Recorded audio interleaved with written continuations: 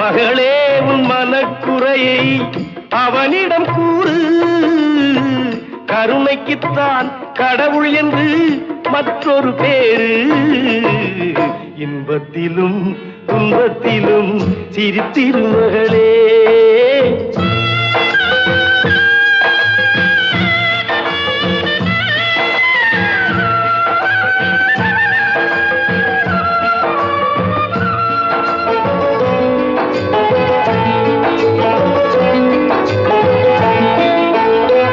நிழல் கொடுக்க தந்தை என்ற மரம் இருந்தது. நேற்று வந்த காற்றில் அந்த மரம் விழுந்தது. கனி சுமந்த பூங்கொடியோ கண்கலங்குது.